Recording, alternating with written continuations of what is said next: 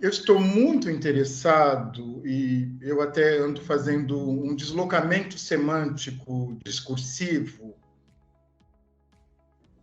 para que nós comecemos efetivamente a nos preocupar com as violações de liberdade de crença. Este é um... Por que eu estou chamando de deslocamento semântico discursivo? Porque, a princípio, toda a discussão se voltava, principalmente no Brasil, para a perseguição da religiosidade afro-indígena no Brasil. Não é? Nós não podemos nos esquecer que o Brasil, não é, foi signatário da escravização nas Américas, não é? Foram 12 milhões de negros e negras escravizados, não é? Não podemos nos esquecer que o Brasil escravizou cerca de 5 a 6 milhões de negros, não é? Não temos os números exatos e não temos também os dados desse crime, não é? E com a escravização, a despeito de um ambiente hostil, não é? Os escravizados conseguiram deixar um legado, não é? Um legado ancestral no Brasil que nós institucionalmente também chamamos de religião, que são as religiões afro-indígenas, e são diversas, não é? Elas são Umbanda, Candomblé, Quimbanda, Jurema, Nagô, Xangô de Pernambuco, Umbanda Cruzada, são diferentes Umbandas, enfim. Há um conjunto substancial de religiões, não é, com matrizes civilizatórias indígenas e africanas. Esse é um primeiro dado que nós temos no Brasil. Acabou de sair, não é, quer dizer, com muita luta, com muito custo, o novo censo, não é, do IBGE, e ele não nos trouxe mudança na autodeclaração religiosa, não é? Houve um avanço de 20% das religiões evangélicas. A religião católica está estável no cenário nacional, com 70%, e nós das religiões afrodiaspóricas, aparecemos com 4%. Mas esse número é um número subestimado, levando-se em conta que o racismo impede a autodeclaração de uma pessoa nas religiões afro-brasileiras. Você tem um número lá de 10% de pessoas que não declararam a religião. Quem tem vergonha de declarar a religião? Quem participa das religiões perseguidas, não é? Quem participa da religião tida hoje, né, como mais adequada, como regular, não vai sentir vergonha, não é? Portanto, eu estou fazendo uma análise mais apurada desses dados e eu acredito que nós somos hoje no Brasil considerada uma dupla pertença, também cristã e afro-religiosa, nós somos 20% dos brasileiros, não é? O Brasil, ele tem uma cultura devocional mista, não é? O Brasil é um país muito devocional. Bom, este é o segundo ponto para fortalecer a pertença religiosa nas religiões de matriz africana e também fortalecer a ideia de que o racismo impede a autodeclaração na Umbanda, no Candomblé, na Quimbanda, no Catimbó, na Jurema, enfim, nas diferentes denominações religiosas afro-indígenas no Brasil. E por que nós sabemos, eu fiz um trabalho de pesquisa para o Intolerância Religiosa dos dados do Disque 100 de 2016 até a primeira metade, até o primeiro semestre de 2019, e nós sabemos que 70% das denúncias e da perseguição religiosa se dá contra as religiões de matriz africana. E também por isso que nós começamos a fortalecer a denominação racismo religioso. Não é? Porque, sim, há intolerância religiosa entre outras denominações, há intolerância religiosa contra os ateus, há intolerância religiosa dos protestantes, dos evangélicos, dos pentecostais, neopentecostais, contra os católicos, notadamente por conta do que eles chamam de idolatria, mas 70%, Dr. Wagner, da perseguição no Brasil é racismo religioso. Mas esse é um dado, ponto. Isso é um dado de pesquisa, é um dado que nós vamos encontrar até a primeira metade de 2019, porque depois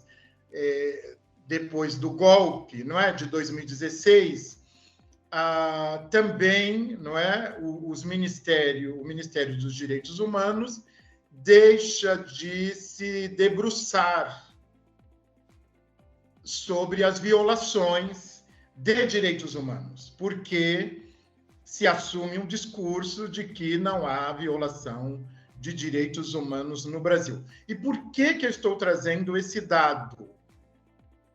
Eu gostaria de partilhar com vocês um dos principais relatórios sobre a violação da liberdade religiosa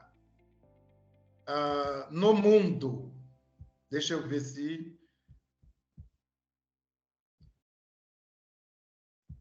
Está aparecendo para vocês? Sim, professor, eu consigo ver, sim. Isso, é o site acn.org.br.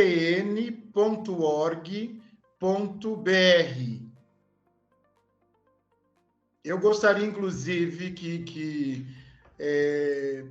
as pessoas que estão aqui nos acompanhando pudessem olhar esse relatório com um pouco mais de atenção.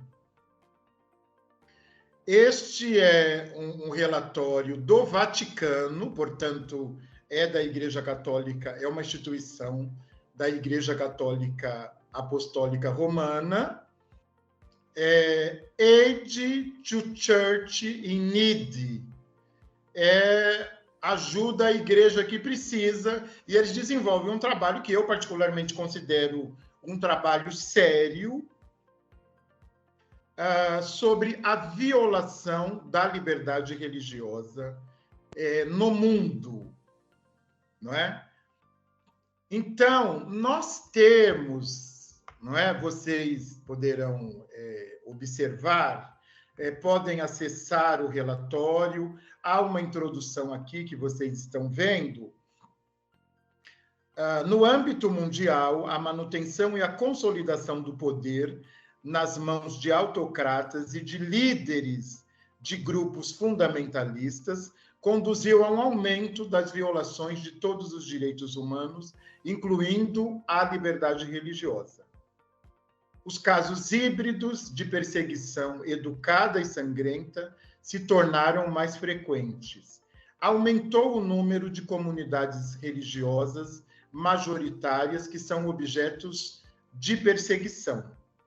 Também aumentou a perseguição dos muçulmanos por outros muçulmanos, os sequestros, a violência sexual, incluindo a escravidão sexual e a conversão religiosa forçada. Por que eu estou partilhando com vocês esse relatório? Porque é preciso que nós acordemos para o fato de que a violação da liberdade religiosa, já há pesquisas nesse sentido, de teólogos, antropólogos, sociólogos, especialistas em ciências da religião, chamando a atenção para o fato de que a violação da liberdade religiosa, ela corrói a democracia. Então, há um processo porque eu conheço o relatório, não é? E nós vamos observar, não é, a despeito das questões dos jihadistas, dos islâmicos fundamentalistas, vocês poderão observar isso no relatório. Há uma erosão, quer dizer, tudo começa com a erosão do sistema democrático de direito. Eu vou resumir para vocês o processo de ascensão do fundamentalismo.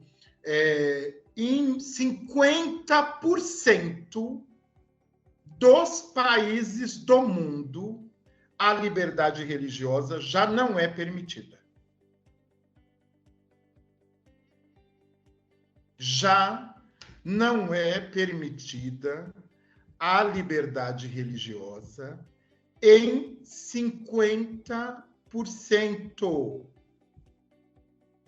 Está aqui, eu estou mostrando para vocês ainda no relatório da ACN, estou mostrando para vocês o mapa. Esse relatório atual é um relatório de 2023, o último relatório era 2021, ele foi atualizado. Eu estou mostrando para vocês aqui o mapa da violação da liberdade religiosa. Então, esses países em vermelho, você tem a perseguição religiosa, são os países fundamentalistas em que outra religião não é permitida, senão a religião do Estado. E você tem, em laranja, países caminhando para o fundamentalismo religioso e a violação da liberdade religiosa. Vale muito a pena observar para corroborar com essa minha argumentação de que a violação da liberdade religiosa é alguma coisa séria.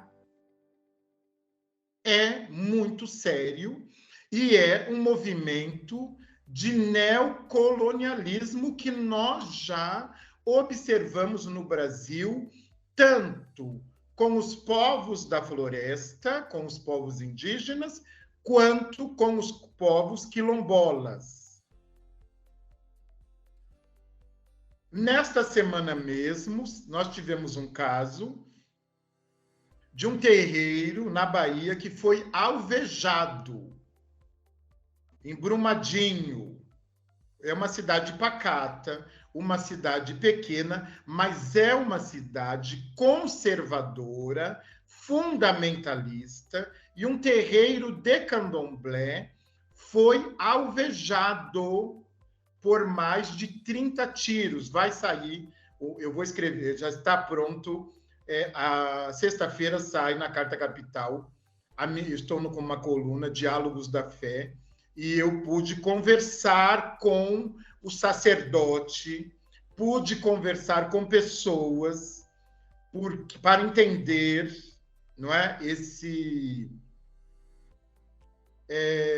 essa violação. Eu gosto de usar a palavra violação, porque é preciso reiterar que as pessoas têm direito de crer e de não crer. a liberdade de crença e a não crença são direitos constitucionais. E, desde 2016, nós temos assistido no Brasil um caminho rápido para o fundamentalismo. E eu quero partilhar com vocês que, observando este relatório da Fundação Pontifícia, a Igreja que Sofre, sempre há um movimento, senhores e senhoras, de atuação discursiva nas vulnerabilidades. Então, o fundamentalismo, ele cresce da vulnerabilidade intelectual, da vulnerabilidade econômica, a uma atuação intencional, semântico-discursiva, que nós já assistimos no Brasil por meio da política. Então, há uma instrumentalização semântico-discursiva dos políticos, potencializando o mal para vender um bem da dimensão mítico-religiosa. Isso é muito sério. A ponto de que eu quero partilhar com vocês um caso aqui no município de São Paulo. É tão sério isso que, a ponto de que alunos de 3 escolas públicas, que eu vou declinar o nome para não criar constrangimento, se retiraram da aula de filosofia, orientados pelos seus sacerdotes religiosos neopentecostais. Isso é seríssimo. Nós sabemos a importância da filosofia, da sociologia, da antropologia, das ciências humanas. Esse é um dado que eu trago para vocês, não é? Agora mesmo é como um grito desesperado da erosão da democracia por meio do fundamentalismo religioso. Eu tenho advogado de que a religião precisa retornar para o seu lugar. A religião não pode ser uma arena de ódio, de tensões, de perseguição, como acontece nesses países do mapa que eu estou compartilhando com vocês. E não pensem, senhores e senhoras, que nós estamos distantes deste cenário. Nós não estamos. Porque o nível de vulnerabilidade intelectual, econômica, emocional do brasileiro é terra fértil para o fundamentalismo. E eu não estou aqui, longe de mim fazê-lo, advogando em nome da religião X ou Y. Eu quero apenas reiterar o perigo da erosão da democracia por meio do discurso fundamentalista religioso. Nós não podemos permitir esta violação constitucional. Eu não tenho nenhuma síndrome do cachorro vira-lata. Eu acredito na nossa Constituição. A nossa Constituição é uma Constituição cidadã. Eu conheço a Constituição, não é? E nós precisamos resguardá-la a qualquer custo.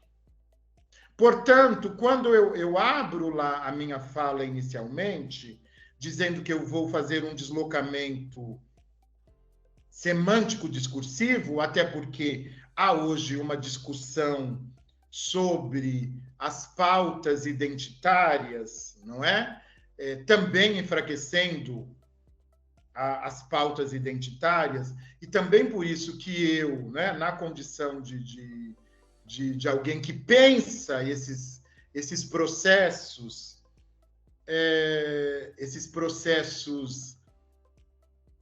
colonizadores, é disso que se trata, por isso que, inicialmente, já na minha fala, eu trago a questão de um necessário deslocamento semântico discursivo que eu quero, intencionalmente, retirar a minha defesa da religião que eu pratico. Não é só sobre, mas também, mas mais importante do que essa defesa é a defesa da liberdade de crença. E eu uso intencionalmente a expressão liberdade de crença também para representar aqui a liberdade daqueles que não querem crer, que é um direito constitucional. Então, nós precisamos, nós todos, todas e todes, precisamos estar muito atentos a um movimento político de erosão da democracia por meio do discurso religioso. Todos devem ter acompanhado as notícias recentes de que as igrejas neopentecostais estão atuando nas delegacias de polícia. Elas estão oferecendo conversão e apoio espiritual por meio da conversão a uma força institucional que deve, acima de qualquer suspeita, salvo o melhor juízo, representar a laicidade constitucional. Então, nós não podemos mais, não é? Eu estou muito grato e muito feliz por poder estar aqui trazendo essas inquietações. Nós não podemos fechar os olhos, doutor Alexandre, doutor Wagner e todas as autoridades que estão aqui nos acompanhando, para este processo intencional, é um processo político intencional de erosão da democracia. É isso que eu queria dizer. Eu estou interessado também em ouvir, não é? Considerações e acréscimos e questões e expandir essa que eu vou chamar de provocação.